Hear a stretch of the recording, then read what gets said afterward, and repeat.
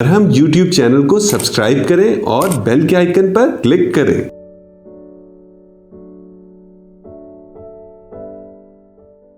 अस्सलाम वालेकुम, बिस्मिल्लाहिर्रहमानिर्रहीम।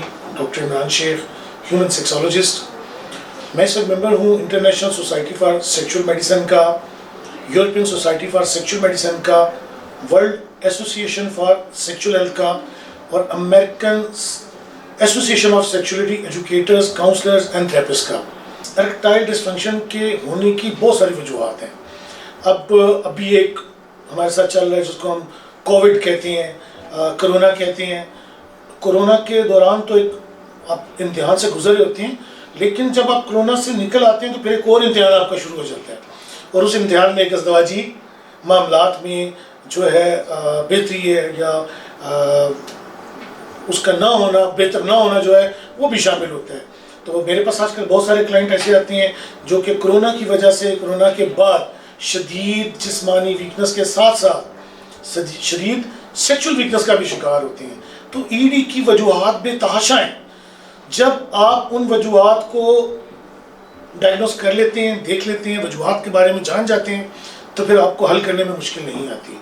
पीई जिसे हम प्री मैच्योर एजुकेशन कहते हैं, ये भी ज़्यादातर 40 के बाद फेस करना पड़ता है, या बिल्कुल यंग एज में जिसको हम 18-19 कहते हैं उस एज में फेस करना पड़ता है। लेकिन इस टाइम पे पानी की शदीद कमी बॉडी के अंदर, इन्फेक्शन का होना, ख़ास तौर पे प्रोस्टेट की इन्फेक्शन का, या यूटीआई यूरिन ट्रैक इन्फेक्शन या एसटीआई सेक्सुअल ट्रांसमिटेड इन्फेक्शन की वजह से भी पीई का लेवल बहुत ज़्यादा बढ़ चुका है। और हर 10 में से 3-4-5 जो क्लाइंट आते हैं वो इसी के लिए आते हैं। इसके अलावा इनफर्टिलिटी मेल का बहुत बड़ा मसला बन चुका हुआ है। पहले फीमेल बहुत ज़्यादा आपको नज़र आती थी इनफर्टिलिटी क्लिनिक पे, लेकिन अब मेल भी बहुत ज़्यादा आपको नज़र आते हैं, जिसमें ओलिगोस्पर्मिया है, यानी कि स्पर्म का कम होना या उनका प्रॉपर मूव ना करना, या स्पर्म्स का नॉर्मल ना होना, फिर एजोस्पर्मिया यानी बिल्कुल नील हो जाना। यहाँ मैं एक बात आपको बताता जाऊँ कि अक्सर मेरे पास क्लाइंट आते हैं तो बहुत शदीद डिप्रेशन का शिकार होते हैं, इस परेशानी के शिकार होते हैं कि जी मुझे एजोस्पर्मिया है, यानी कि कोई स्पर्म नहीं है। तो ये जो पहली रिपोर्ट होती है ना, सीमेन एनालिसिस जिसको हम कहते हैं, कि बेसिक रिपोर्ट होती है, इस पर कभी तय नहीं किया जा सकता कि खुदा ना खास्ता आप कभी बाप नहीं बन सकते।